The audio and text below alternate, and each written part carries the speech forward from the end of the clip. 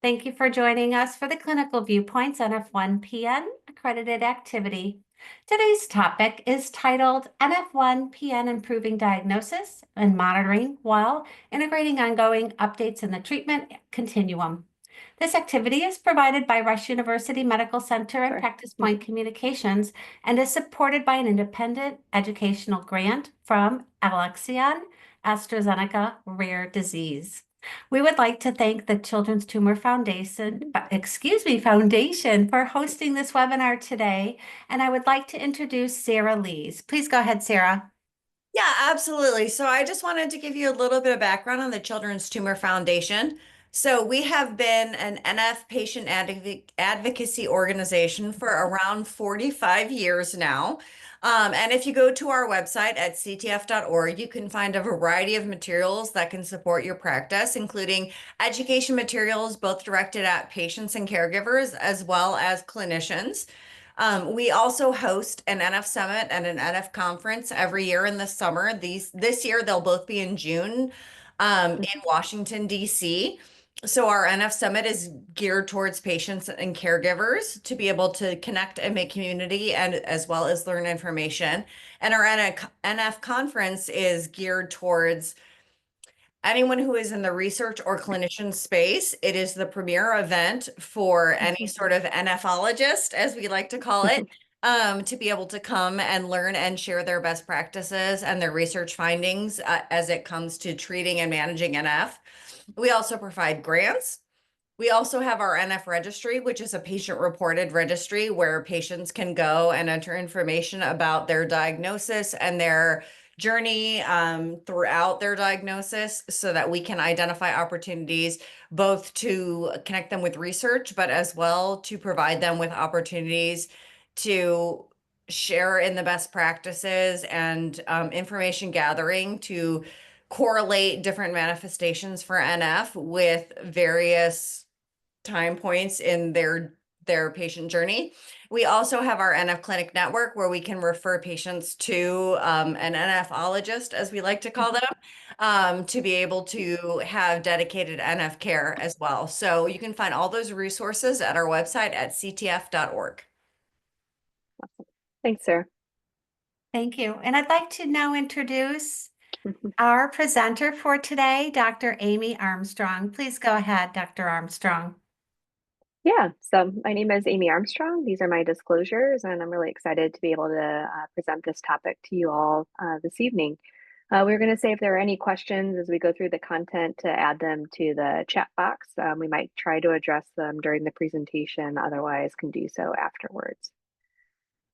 The learning objectives for today upon completion are to recognize the actual burden of NF1 or neurofibromatosis type 1 plexiform neurofibromas and examine updated strategies to actually improve diagnosis and actual monitoring. We hope to evaluate practice-changing evidence on available and emerging therapies for treatment of NF1-PNs, and then best practice approaches to actually be able to integrate our recent progress and improve outcomes for diverse patient populations who have NF1 plexiform neurofibromas, and everybody, as you all probably know, have very distinct needs. So in starting off the program today, we're going to go through an overview of NF1-PN, which takes us to what is NF1. So it's one type of distinct neurogenetic disorders, one of our many neurofibromatoses, with a mutation in chromosome 17 or where the NF1 gene is located. Now, this impacts about 1 in 3,000 live births, anywhere from 25 to 3,500, I feel like has been quoted, can affect genders equally, so male versus female, and then the cumulative risk of malignancy throughout the lifetime, which we'll address as we go on, is about 20 to 30%, and this is by the age of 50. But you can tell there is a variety of other syndromes as well, other genes that are implicated in these syndromes, but are all part of this neurogenetic spectrum. When we think about actual NF1, again, autosomal dominant equal gender predisposition is caused by a heterozygous mutation in NF1 gene on chromosome 17. It's 100% penetrant, so every patient who has a pathogenic mutation will show signs of NF1, but what these signs are different from patient to patient. Newly diagnosed patients with a family history are about 50%, and then obviously the other 50% have a de novo mutation or maybe the first in their family to have NF1. The clinical issues and problems we see for any of us who treat patients with NF1, it's a huge wide variety among patients and even among patients within the same family as far as what the phenotype may show. When we think about genetic testing, we usually do it if there's a diagnostic dilemma or trying to get to an underlying diagnosis for a patient. Potential use of other genetic testing, unusual cases, if we think it may inform therapy decisions. And I think as we're learning more about different gene mutations and malignancy risks that may evolve over time. Request prenatal testing, and if the differential includes other things outside of the NF1 spectrum. Then again, a limited genotype-phenotype correlation. So one type of mutation within NF1 does not predict exactly how that patient with NF1 will show physical or mental manifestations of the disease. As we move along, we know that the manifestations or what we see within NF1 evolves throughout the lifetime of the patient. So throughout birth and early infancy, you'll definitely see evolution of cafe au lait macules. We'll have a picture of that in a sec. We'll start to see potential bony abnormalities, orbital dysplasia, tibial dysplasia, or pseudoarthritis, and then plexiform neurofibromas, which a lot of us believe are actual congenital tumors or may be present at birth and then evolve over time. As that child starts to age, you might see some issues with attention deficit disorder, autism spectrum disorder, motor or speech delays, and low-grade glioma, optic pathway gliomas start to manifest as we move to early childhood. Then as we get to later childhood and adolescence, you'll start to see more skin fold freckling, so things within the axillary, the inguinal region, leash nodules. Also have a picture for that in a sec, but requires evaluation by an eye doctor, more or less. Dermal neurofibromas or paraspinal neurofibromas, and then brainstem gliomas. And then as we get to adulthood, that's when we see more of the malignant peripheral nerve sheath tumor, breast cancer, or high-grade gliomas that can impact patients. So how do you make the diagnosis of NF1? So you need to have at least two of the following criteria here to be present to make the diagnosis, or one criterion, a genetic mutation. So at least 6 cafe au lait macules in a patient. The size of the cafe au lait macule does change before and after puberty to 5 to 15 millimeters. Neurofibromas, or if you have one plexiform neurofibroma, that will qualify. An optic pathway glioma, a family member or first-degree relative who has NF1, a distinct osseous lesion that we spoke about, having at least 2 leash nodules or choroidal abnormalities, and then the axillary inguinal skin fold freckling.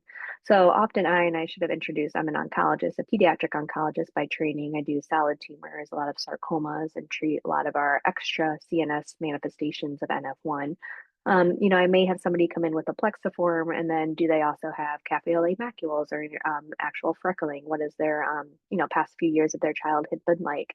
And sometimes we'll get to the diagnosis that way. But usually the vast majority of patients who have NF1 are diagnosed early in life, 70% by 1 year, and then 95% by 8 years of life. So here's some pictorial representations for some of these skin findings. On the left of at least my screen, hopefully yours, are the cafe au lait macules. So kind of rich coffee color, skin color changes, very flat on the patient. They can be located anywhere throughout the body and often the first sign. Usually by 1 year of age, 80% or so will have that diagnostic 6 or more cafe au lait macules. Not at all marker of severity and present in the vast majority of patients. Sometimes we'll see, for those of us who treat plexiforms, that sometimes the largest cafe au lait macule may be over where a plexiform is located, but not always 100%. Skin fold freckling is exactly as it's described. So freckling within skin fold regions in about 75% of patients, usually detected by 5 to 8 years of life. To move through with the ocular abnormalities, and I am by no means an eye doctor, but you can pick up leash nodules, usually with a slit lamp examination, so can't often see it just in a basic clinic visit. And then the choroidal abnormalities seen in, they say, over 64% of patients, so the vast majority, and that requires very specialized testing in order to identify. Moving to some other additional manifestations. So in the upper corner, you see dermal neurofibromas. Those tend to evolve, I say, later adolescence, actually young adulthood and later adulthood. Usually a lot of the kids that I treat with NF1 don't have a lot of dermal neurofibromas, while as adults evolve, they can have hundreds of these. You can see other types of plexiform neurofibromas here with the MRI imaging, kind of in the cervical or brachial plexus. In the middle of the screen, you can see some bony abnormalities. So you have the orbital dysplasia, and then we obviously have dysplasia of the tibia and fibula. So one of the leg bone and then one clearly of the orbit region. And on the side of the screen, we have optic pathway gliomas. So you can see how There's nice enhancement. I'm not sure if you guys can see my arrow here. The nice enhancement of this optic nerve here, which is actually indicative of a glioma involvement versus normal appearing optic nerve here. Then other manifestations can easily contribute to the disease burden. They're just not part of the diagnostic criteria. So endocrine-wise, we can see precocious puberty, short stature, reduced muscle function, or hypotonia. Neurocognitively, headaches, seizures, moya disease can be more common in patients who have NF1, mood disorders. As I mentioned, ADHD, autism spectrum, social dysfunction. So really making sure that these patients have the tools that they need to be able to succeed in social environments in school, to have additional IEP or 504 plans in place.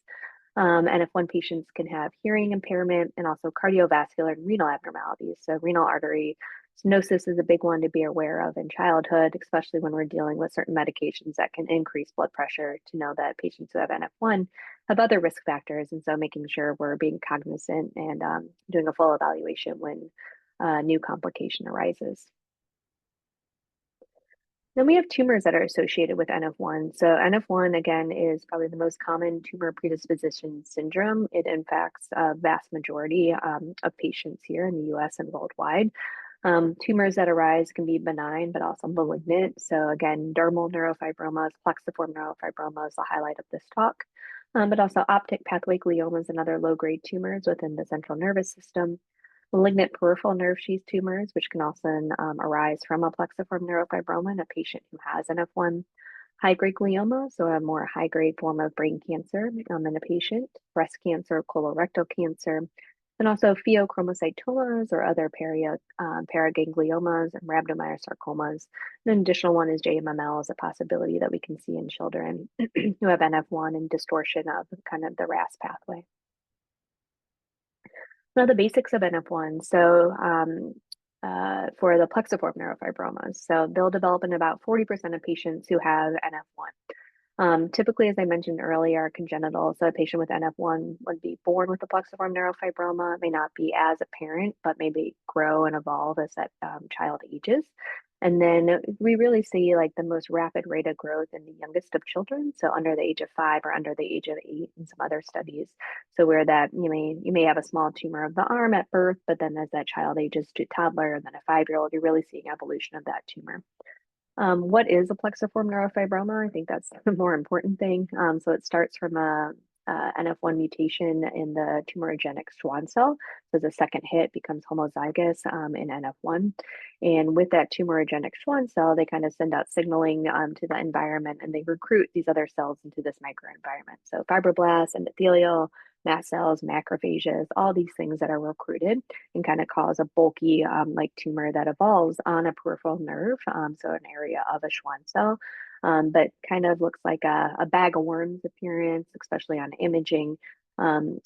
Is involved around, I would say, blood vessels, usually slow growing, so it doesn't invade into vital structures, but nearby and would push against, and can be extremely disfiguring. So if we think about a plexiform that evolves on a nerve on the face, and so you have a kind of a big facial tumor, something large on the arm, even kind of on the buttocks area, all these things can cause a distorted appearance that can be very, I would say, cause a lot of psychosocial issues for a patient who has NF1 with this. The disease burden in plexiform neurofibromas really, I would say, ranges from where the tumor is located, the other state of the patient, and how the plexiform itself is impacting day-to-day living. So plexiform alone can cause pain. So just the tumor itself may hurt. It may hurt if it's actually bumped or rubbed against. As I mentioned with the disfigurement, we should have some pictures coming up.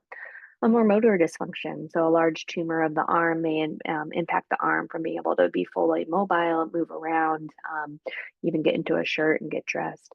More serious airways of anatomical dysfunction could be when the plexiform is located by an airway, and if it actually impinges against the airway to cause constriction or issues with breathing.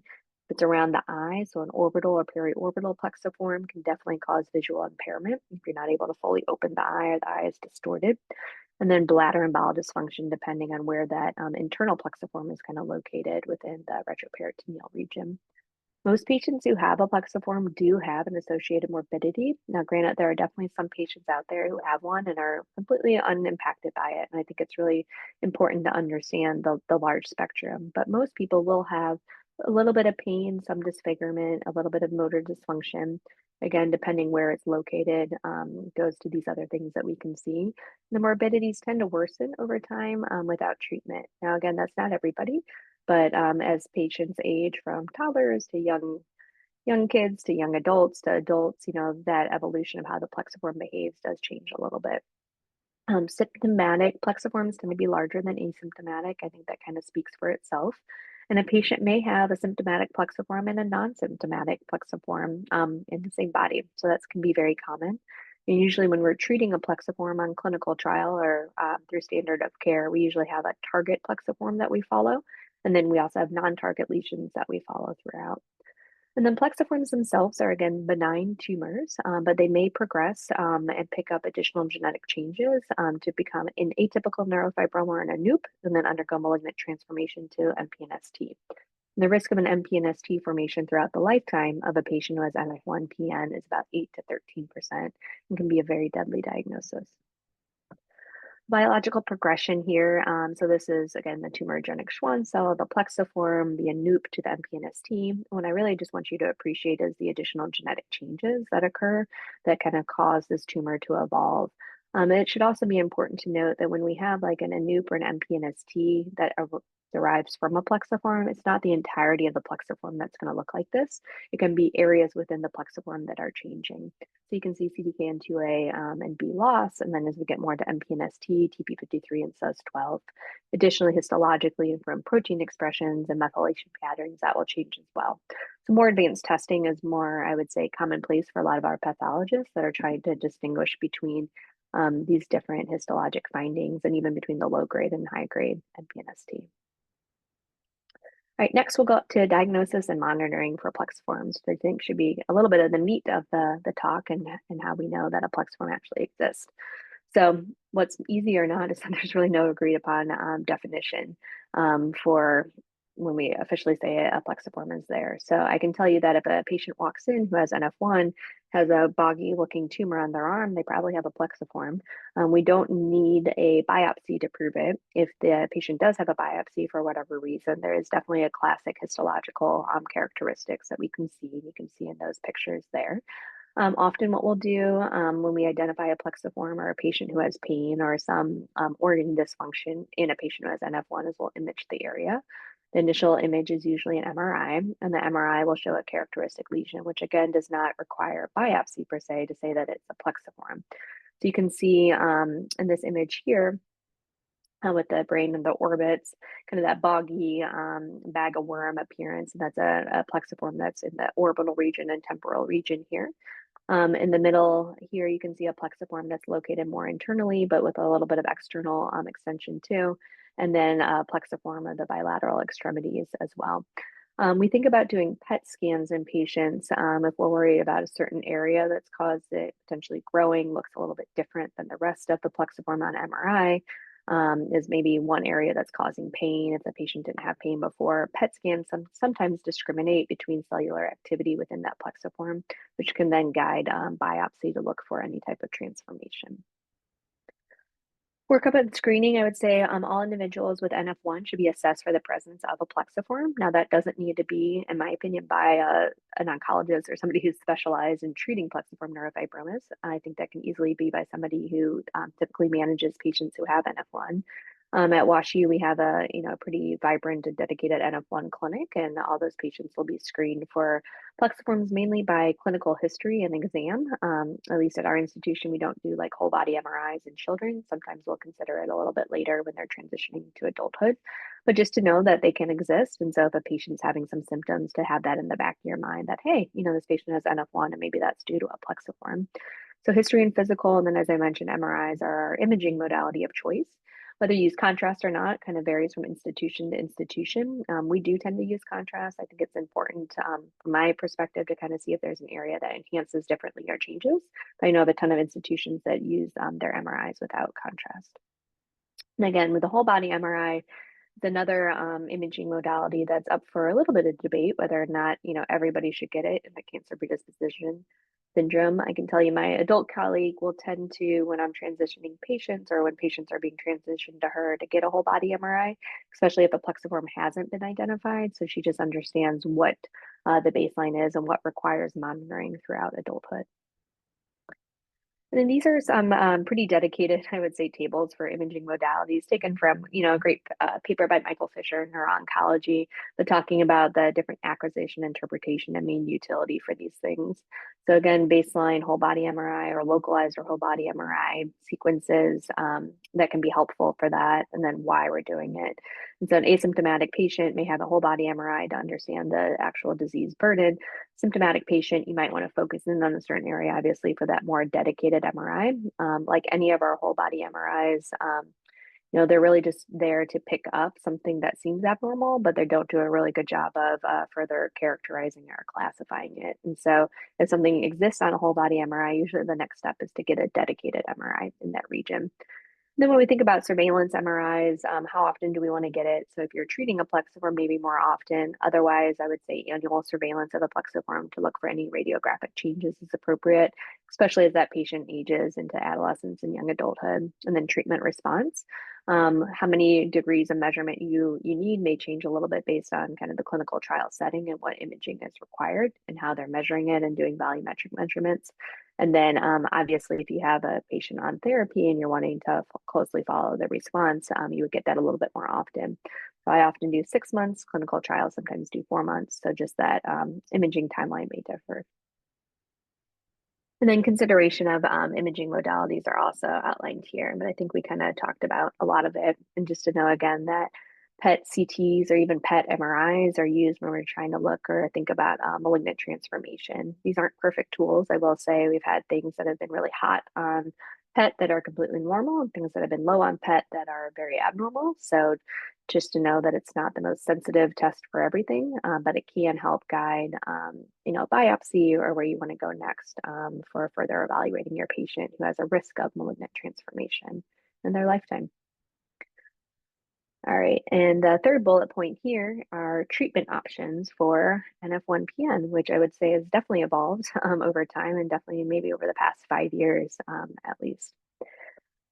So I think the number one thing is whether or not a patient who has an NF1 plexiform, so you've been able to identify it, whether it's based on symptoms or just routine monitoring, whatever you did, and if that patient actually needs treatment.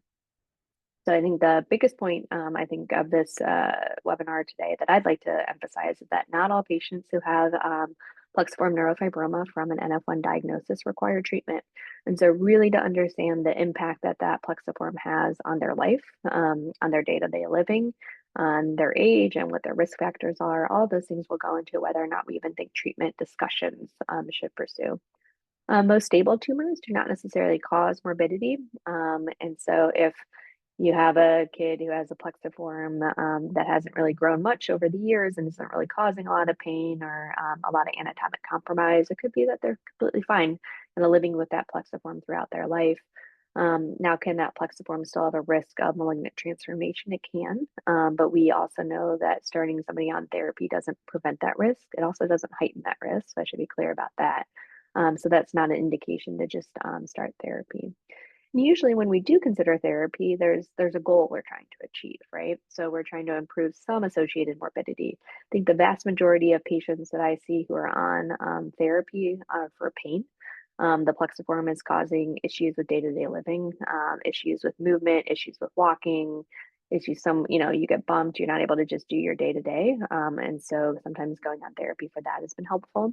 Definitely disfigurement can lead to some people wanting to try therapy for their plexiforms. And then the kind of no-brainers are if it's causing anatomic compromise or it may cause anatomic compromise should it grow. Those are definitely kids and even adults to consider treatment for. So observation or treatment are very intertwined. So is the patient 4 and maybe has some rate of growth ahead, or is the patient 24 and probably that tumor is not going to change a lot? What area is causing pain, what area is causing issues. I feel like sometimes these appointments are my longest appointments, and I treat a variety of other malignancies as well, because I really try to get to the risk-benefit ratio of what we're doing and what we're trying to achieve for this patient population. Then the next question is, what do you do if you feel like treatment is indicated? So not observation, but you want to do something. So surgery versus medical treatment. I think the surgical role here requires a lot of multidisciplinary input. These are not easy tumors to simply resect. On our earlier slides, you could kind of see this bag of worms or intricate nature of where these tumors are located. And so sometimes surgeries can cause nerve issues, can cause blood vessel issues, cannot fully be removed, but maybe debulked. And then we've learned over time that almost actually 50% of these may grow back after debulking surgery. And that maybe the surgery itself is more morbid than having the plexiform. Before we do consider medical therapy, though, we do need to say that, hey, this is not like an easy surgical resection. That's part of the FDA guidelines for our medical therapies right now. And it should be part of our treatment guidelines in general. There are also some patients that just would want to avoid surgery completely, and that could be a contraindication in their standpoint as well. And then when thinking about medical treatment considerations, what else is going on with the patient, pre-existing conditions, certain toleration for medications, and really trying to understand concerns related to the therapeutic options. So if you're going to start a medical treatment, it's not going to make the plexiform just shrink away overnight. You're making a commitment to months and sometimes years of treatment duration. You're evaluating for toxicity, which could be monthly labs every 3 months, like echocardiograms, imaging more frequently. Is it a 2-year-old that can't swallow a pill and needs liquid formulation? Is it a 15-year-old who started taking the medication but may not be as compliant about it? I think there's a lot of things that go into the treatment plan and algorithm for these patients. And I will also say that a lot of these agents, which we'll talk about, are targeted therapies, which don't have a lot of long-term safety data. We have short-term data, and we can kind of understand the acute side effect profile, but I'm not sure that 30 years down the road, if you've been on a MEK inhibitor for 10 years, that something may evolve over time. And then prior to starting therapy, I think it's really important to understand why you want to start it. And if you're starting it for something that's like a new symptom or a concerning symptom in the right patient, potentially evaluating for any type of malignant transformation first would be the most helpful thing. And then if a biopsy has ruled out any issues, or if your pet is like completely cold and you're not worried there, I mean, maybe that can then move into medical therapy at that time. I think multidisciplinary care is important for, a number of things that we do, but in particular with NF1-PN, I would say even more so because head to toe, these tumors can be located anywhere. So do you need an ear, nose, and throat surgeon to help you? Do you need an orthopedic surgeon? Do you need a general surgeon? Is there an eye doctor who needs to help you when you're thinking about the toxicity of medications, having dermatology around, having your cardiologist around, just a lot of different people that should be aware of a patient who has NF1 and what those manifestations can look like. And then B, when you're thinking about therapeutic options, ways that we can help manage side effect profiles and things along those lines. Surgical interventions for NF1s, I think we talked about this a little bit, but if the surgery is straightforward, if they can get like a complete resection of the tumor, then sometimes we'll definitely consider that. If you have impending anatomic issues, so spinal cord is getting impinged, if the airway is compromised, those might be reasons we want to go straight to surgery because you need an immediate response. And sometimes going on these medications can be months to actually see any type of tumor shrinkage. That tumor shrinkage may not be long-lived, especially if you go off of medication. So definitely, what are we trying to achieve and kind of evaluating those surgical considerations first. A lot of unanswered questions obviously remain. So can we do prophylactic surgery for things? Can we also use medications after surgery to help with regrowth of some of these tumors sometimes? Does the age of the patient, all these things can kind of come in line with it as well. Just gonna check time. Yeah, it seems to be okay. So I think, the most exciting thing now is that if a patient comes in with a plexiform and we're saying, hey, this is bugging me, it doesn't seem like surgery, however, is going to be indicated just due to all the morbidities around the surgical resection, is that we actually have medications that we can use now to help the patient. I would say 10 years ago, that wasn't necessarily the case. We definitely had a lot of clinical trials that were trialed and some of them failed. And then we've gotten to the point where in truly understanding the genetic aberration and the hyperactive signaling pathway, that we've been able to really help this patient population. Additionally, I'll talk about the two methods. We've figured out how to kind of target the signaling within the tumor microenvironment, and that has helped as well. So at the top of this figure, you have cabozantinib, which is a multi-tyrosine kinase inhibitor, inhibits a variety of things. It was initially tested within patients who have NF1 plexiforms because it inhibit VEGF and hit c-KIT. And we learned from earlier data with imatinib that inhibition of c-KIT, and that's how the Schwann cell signals with mast-KIT, with the mast cells, is actually very helpful. And so it did that. And then we realized when we were actually testing it in clinical trial that its inhibition of AXL is very important as well. And then we'll show you some data in a little bit on the response rate with cabozantinib. But I would say the biggest success stories has been from understanding this hyperactive RAS pathway. So when you have your loss of NF1, you're not producing neurofibromin. You have this kind of continuous RAS signaling, which then goes down to RAF, MEK, and ERK, and then cell survival and growth. And then inhibition of MEK, or as I tell my patients, placing that stop sign later on. So you have this kind of these cars going down this highway that gets out of control because we don't have that stoplight up here. So we can place that stop sign down further. Sometimes we can gain a little bit more control over those tumorigenic Schwann cells and how they signal throughout their environment. So example of MEK inhibitors are selumetinib, mirdametinib, binimetinib, trametinib. We didn't have it here, but cobimetinib, a lot of imatinibs are MEK inhibitors that have been in use. And as of probably like a week ago or so, we now have at least 2 FDA-approved MEK inhibitors. So the first is selumetinib, which is FDA approved back in April of 2020. That was for pediatric patients. So greater than or equal to 2 to 18 who have NF1 related PNs. And then mirdametinib, recently approved for both children and adults, also with NF1 related PNs. And then we'll talk a little bit more about each of those modalities. Okay. So this slide here, I think it's a good slide. I will say that I hesitate to compare side by side different MEK inhibitors or even cabozantinib, that multi-tyrosine kinase inhibitor, when I'm thinking about what to use for patients. And what I tend to, think is that, we're not comparing side by side how one patient did with one MEK inhibitor versus how that same patient did with another MEK inhibitor. We're kind of comparing trial data side by side. And the trial data is a little different from trial to trial. Who actually measures the MRIs and the volumes of the plexiform can be a little bit different. Central review can be different. So I always take things like this with a little bit of a grain of salt, but I think it's really helpful to see, what's been out there and what's been studied. So the yellow bars here are pediatric patients, and you can see the partial response is on the axis to the side there. And when we talk about partial response, we talk about tumors that have been able to shrink at least 20%. So if you start about here and you shrink to about here, that could be a 20% reduction, and that would classify as a partial response for a patient who is taking this medication on study. So sprint trials have been around, the initial ones have been around a little bit longer, and that tested selumetinib. And you can see, in the initial sprint trial, and then as it moved on for further verification, other quality of life measures, the response rate was pretty good in pediatric patients, around 70% or so of patients that would have that 20% reduction in tumor size.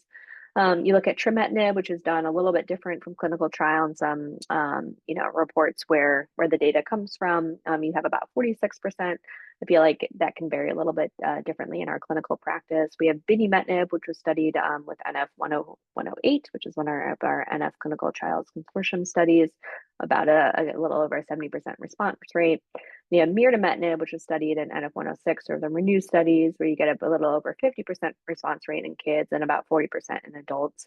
And then when you move over to cabozantinib, which was initially studied in adults, which are patients age 16 and up, you had over a 40% response rate at 42. Then we're getting ready to publish our data for the pediatric cohort as well.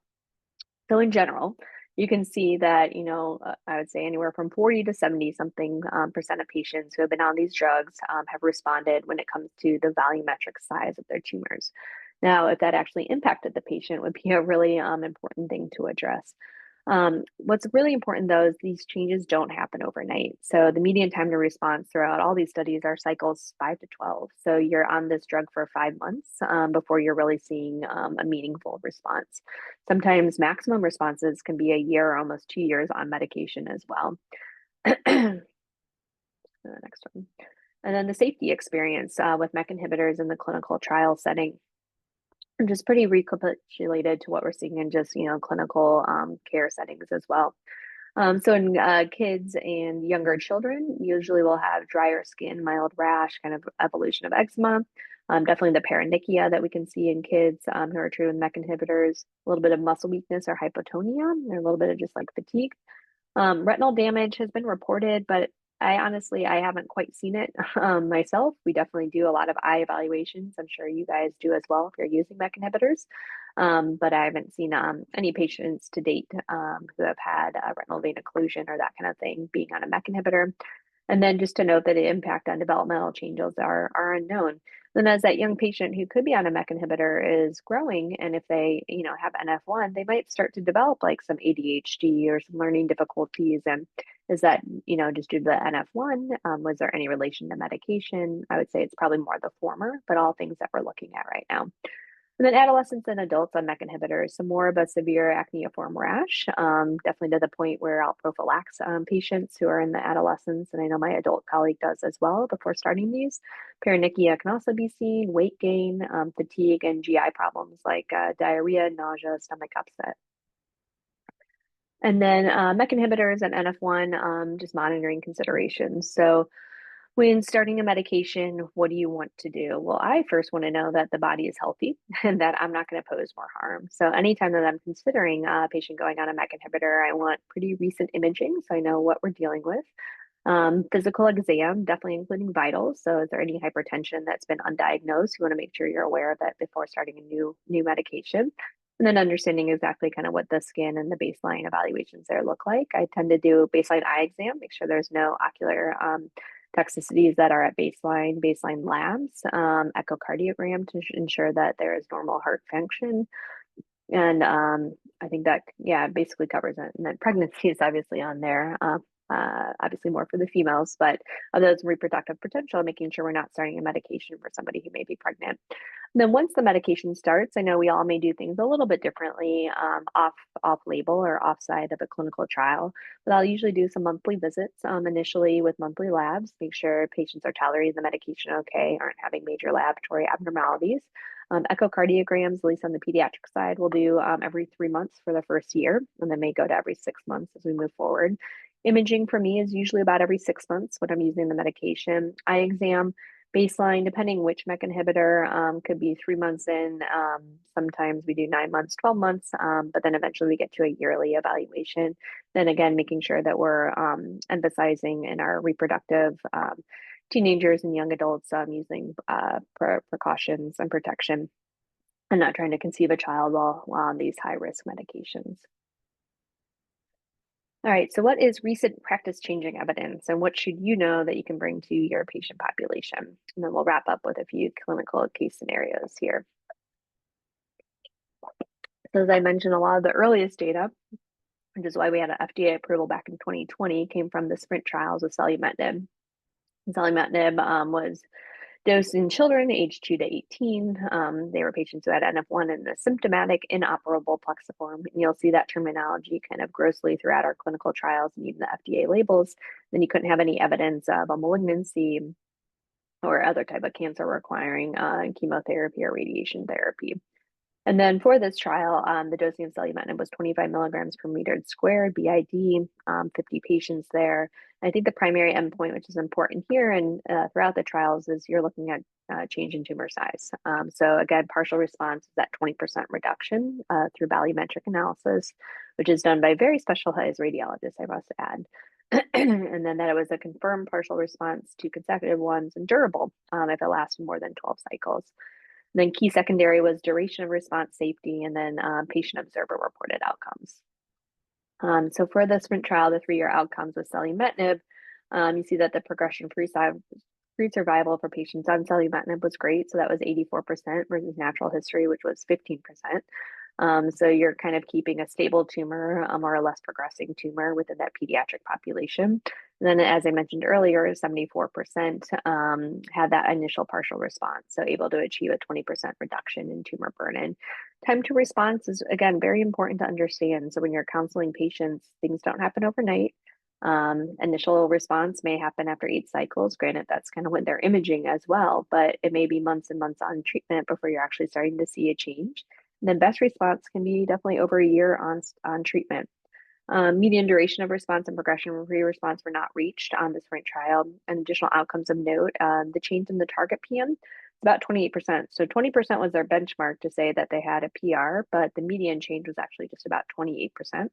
Meaningful decrease in pain happened in most patients. And I think that's really the more important one.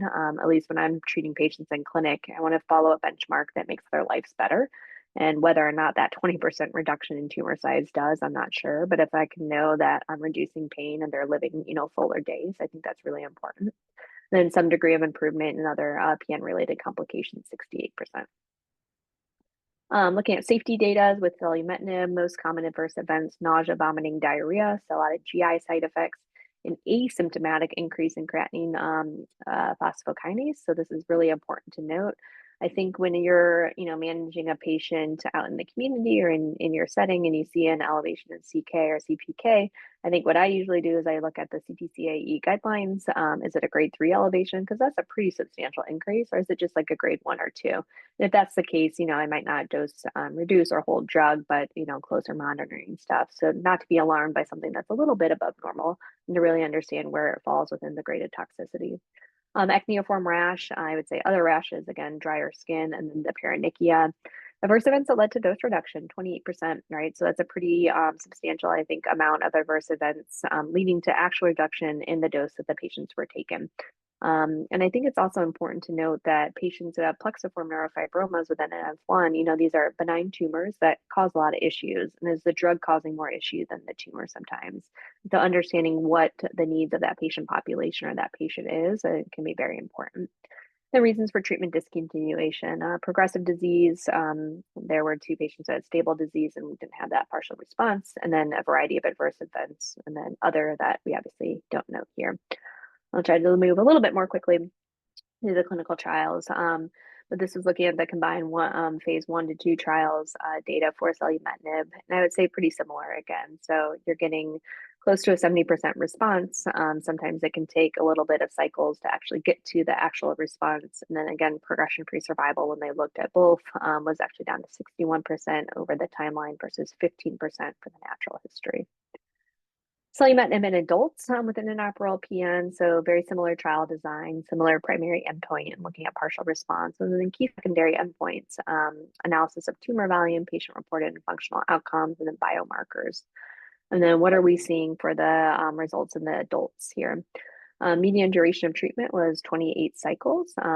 There's a variety at 19 of 33 remained on study at data cutoff. So obviously tolerated the medication okay, which is helpful. And then understand that some patients have been on this for like 78 cycles, right? So important when you're thinking about talking to your patients. Treatment-related adverse events that led to a dose reduction, 42%, and then discontinuation in 6%. Patients experienced decreased tumor pain intensity and pain interference. The most common treatment-related AEs, so again, rash, that elevation, CPK, dry skin, itchy skin, elevation, and ALT, and then limb edema, I think is another really important one. And grade 1 in most patients, so 55% to 88%. More importantly, for the 33 adults, who had a tumor response, so partial response in 64% of patients, stable in 36%, none had progressive disease. So a little bit less, but somewhat equivalent to the pediatric population. And again, that best change in tumor volume was 24%. So if 20% is what you need to qualify, their overall response was down to a 24% decrease in tumor volume. Median time to actually get to that first response was 12 cycles, right? So you're thinking a year of therapy and best response up to 20. And then the phase 3 study in adults is ongoing. Mirdametinib, again, which just received FDA approval, just this month for both adults and children. The dosing for mirdametinib is a little bit different, so 2 milligrams per meter squared BID. But to note that the cycles are 28 days. However, the actual treatment with mirdametinib is over a 3-week period or 21-day period with 1 week off. And then on study, you could be on for up to 2 years. Again, looking at partial response and then key secondary endpoints of duration of response, safety, quality of life, and physical functioning. So when we look at mirdametinib for both the children and adults, we can maybe just move to the right part of the screen here. Tumor response. So of children, we have 52% had a partial response, 39% had stable disease, and 5 had progressive disease. But then when you go down a little bit further and you look at the best change in tumor volume, you see that the median change was actually 42%. So I was telling you kind of in the 20% with selumetinib, it seemed like mirdametinib, maybe the depth of response is a little bit more for those who did respond. Then the range was anywhere from 40, less than 91%. So a pretty large reduction in tumor size to actual progression of that tumor. Then it takes about 8 months or so for the median time to get to that first response. Then with the adults, that best change in tumor volume also somewhat similar at 41% reduction. And about 41% of 58 adults had that partial response.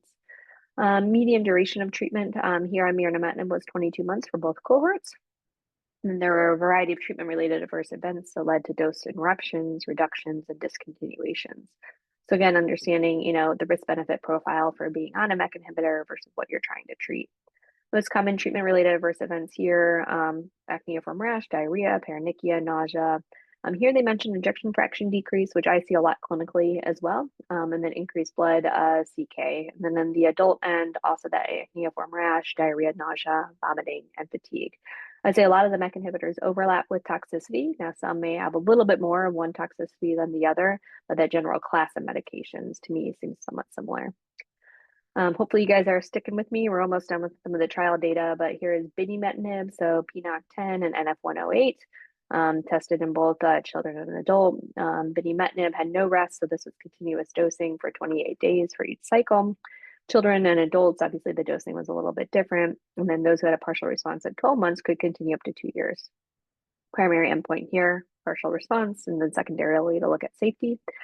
74% here, at least in the pediatric population, had a partial response. The median change here of the Plexiform was 26%. 13 patients required a dose reduction. And then when you look at safety, discontinued due to dose toxicity were 2 patients, and then very similar grade 3 toxicities, I would feel like. But here we have mentioned cellulitis and weight gain, which and gastric hemorrhage, which I would be a little bit curious about the relationship there. But otherwise, the diarrhea, dry skin, muscle weakness, rash, paronychia are all very common things that we see. I know that the binimetinib data is getting ready for publication soon as well. And then lastly, when we're looking at cabozantinib, which is the multi-kinase inhibitor, so no longer inhibiting MEK or the hyperactive RAS pathway, but really trying to get in the way of cellular signaling within the tumor microenvironment. We tested cabozantinib in both pediatric and adult patients, but here's the kind of adult data, which is 16 and up. Cabo was dosed daily, no rest between cycles. And I would say we did 40 milligrams daily for 2 weeks and then up to 60. And in general, a lot of people didn't tolerate the 60. And so 40 is kind of that max dose, which I'm seeing in a lot of our other indications, oncology indications as well. Could continue up for 2 years. And then the primary endpoint for this study was partial response.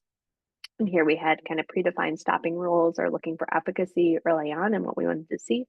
And then key secondary endpoints were tolerability and safety and patient-reported outcomes, pain, and then quality of life. So outcomes of cabozantinib for the adult population, we had 8 out of 19 patients who had a partial response, so 42%. The median change in plexiform neurofibroma size was 16%. 7 patients required a dose reduction, and then the most common adverse events were diarrhea, nausea, asymptomatic hypothyroidism, fatigue, and palmar plantar erythrodysesthesia, which is kind of a rash of the hands and feet and the palms. I think that our pediatric data will be published soon as well. We did not see as high of a, I would say, partial response rate, but for our kids who came in on progressive disease or progressive tumors, we are actually to achieve a stability in tumor size for a variety of those patients. Not published yet, so obviously not here. And then looking at trametinib, so a MEK1, MEK2 inhibitor, there are FDA approved indications for trametinib, just not within plexiform neurofibromas right now.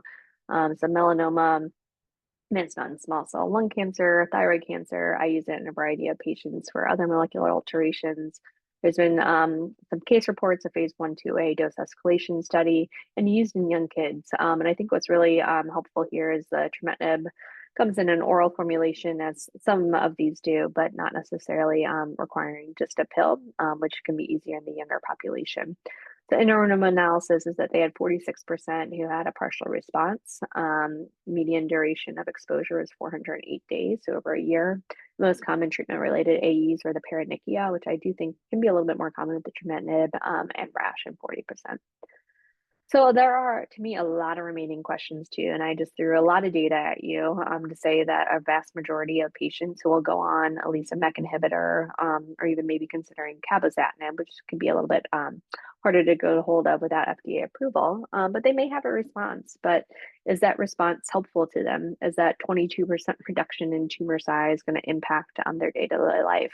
And then how are we impact on the natural history, the growth, and the development? I think other just treatment-related questions, impact on malignant transformation. There's definitely been patients who have malignantly transformed while on treatment for Plexiform, so we know that it doesn't necessarily prevent it. Again, I want to say that there's no data to say it heightens your risk of malignancy. Optimal treatment duration, so if a patient is benefiting from it, how long should they be on medication, and is discontinuation possible? And then if you do want to discontinue, maybe weaning off is helpful over like 3 to 6 months. Sometimes the SPRINT trial recommends like 4 months. The length of therapy to sustain a benefit. How do we better define efficacy, again, outside and inside a clinical trial, and then just within your clinical environments in your clinic rooms? Role of medical therapy with surgery. So maybe if we debulked and then we use medical therapy that could prevent regrowth and could be beneficial to that population. Other MEK inhibitors, should you change between class of medications? If we had treatment resistant patients, will they not be resistant to another? Would the toxicity profile be different? Appropriate duration of follow-up and monitoring procedures, and then just impact on comorbid psychiatric conditions and quality of life. And so I think we only have a couple more minutes, but I'll try to just highlight a few cases real quick and some ways in which we can integrate what we learned. So this first is obviously not a case, but it shows you just the breadth of where Plexiform can be located and who would need to help it. So at the very top here, you have an identified Plexiform. Is it causing a problem or not, right? And so if it's not causing a problem, maybe we can observe it, consider annual imaging, clinic evaluations. If it's causing a problem, then what kind of problem? Pain, disfigurement, progression, organ compromise. And then that's really important where you think about the location of the tumor, what multidisciplinary team members need to be involved in treatment discussions, figuring out if surgery is a possibility, if there's harm to the patient, if it continues to grow in an area. If surgical resection is not possible, but you have active issues, that definitely considering medical therapy. If you have active issues and you just need surgery in order to help your active issues up front, again, like spinal cord compromise, vision loss that's emerging, all those kind of things might cause for more acute surgical intervention. Which will take us to our quick cases. So a 3-year-old patient, so on the younger edge here, presents with severe pain in the left upper arm. So the NF1-PN upper limb, rapidly growing young patient. Again, we said that the rate of growth is the most profound in the youngest patients. Some swelling in the arm, but movement does not appear to be impacted. And so which option would you consider for this patient? So we know that they have NF1, they were diagnosed based on family history, they have capillary macules and a plexiform. So they've already met your clinical criteria for NF1. They haven't had any prior medical or surgical intervention. And then this is some MRI of what the plexiform looks like. And you can see it's very involved. You can't just go in and scoop it out with a surgical resection. So the question is, do you monitor the patient? Do you initiate MEK inhibitor therapy without resection at this time, or do you plan for tumor resection? I kind of gave it away a little bit, but if you have a symptomatic plexiform in a young patient who you know has a high rate of growth and continued evolution of these symptoms, where surgical resection is not possible, that could be a great patient to consider MEK inhibition. Now, for the duration, that I'm less clear about, and that's a little bit based more on response, toxicities, the relationship that you're able to forge with the patient over time and what you're trying to achieve. But also that patient knowing if they are successful in kind of reducing the growth or stabilizing the tumor, helping with the pain, that, hey, we might need to stay on this medication for a while before we can consider coming off of it. Another case scenario, so this is an 11-year-old male. Is referred for a consultation just based on imaging. He actually is asymptomatic. In this left carotid space mass, which was labeled as a neurofibroma from radiology. When you meet with him, he says he has no pain. He's able to move his neck just fine. He's kind of in the crowded space here. He can swallow fine. He can breathe fine. He's never had surgery before medical intervention. Essentially, he had imaging because the family noted a little bit of swelling under the left neck, and then he had local imaging, which then brought him into your clinic for review. What we did note that was in the past year, now that he had his initial imaging, is that this tumor has grown in size. Otherwise meets an NF1 diagnosis based on family history, cafe-au-lait macules, a plexiform, and leash nodules as well. His plexiforms, I should note, in other areas of his body. So you have a progressive tumor, but in an asymptomatic patient. And I think one of the things I tried to highlight before is when somebody's coming to you for medical management, what is the reason for it? And so if there's a tumor that's been growing, maybe what you think could be quickly, sure, that could be a reason to start MEK inhibition based on where the growth would cause issue, but also making sure that we're thinking about any type of changes within that tumor that could lead to growth, like the start of malignant transformation is really important. So this kid ultimately had a PET scan and showed a pretty low FDG mass at a max SUV of 2. Was not thought to be problematic. He was not a candidate for surgical intervention based on the location. And then otherwise was, again, not causing him any symptoms. So what option would you consider? Tissue sampling, treat, or monitoring the patient? So I think you can never get, in trouble for sampling of this area, right? I think kind of understanding where to sample can be a little bit hard since it was kind of homogeneous PET activity, RSUV max for this particular lesion, and it wasn't super bright. So I think the concern for malignant transformation was actually low. Now, do you treat? Now, the question is, what are you trying to prevent? Are you trying to prevent more growth? Would more growth actually hurt him? He's not having any symptoms right now. Or do you monitor? And in this particular situation, I have chosen to monitor very closely, understanding kind of the pros and cons of all of these evaluations and what we're looking for right now. I can definitely talk more about that one later if needed. And then for our third case scenario, an 18-year-old female presented with a recurrent tumor mass and pain 3 years ago, has actual surgical debulking for tumor relief, for symptomatic relief for the tumor. There's a tumor mass in the posterior scalp, and then otherwise in the parieto-occipital region. And then for her backstory, which was created for us, was diagnosed with NF1 at 11, had a lot of clinical stigmata for it, and this brain MRI revealed a mass in the posterior scalp. Had debulking surgery at the age of 15. The anatomy or the anatomic pathology at that time indicated a plexiform neurofibroma, and now you have regrowth of a lesion that's causing some pain.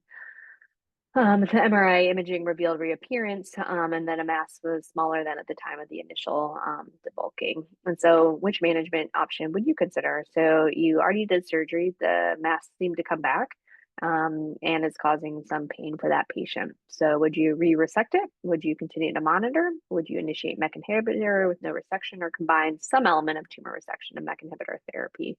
And I think, both considering MEK inhibitor therapy or tumor resection with MEK inhibitor therapy could be very helpful. I think it's really understanding what the symptoms are for the patient, the risk-benefit profile, kind of do they even want to consider another surgery, or might you be able to get some control of what you have right now with medical therapy? And so to me, as again, these are sometimes the longest clinic visits. You're really trying to understand what you're trying to achieve by whatever therapeutic option that you're going to choose, and making sure that you can create a therapeutic alliance with the patient.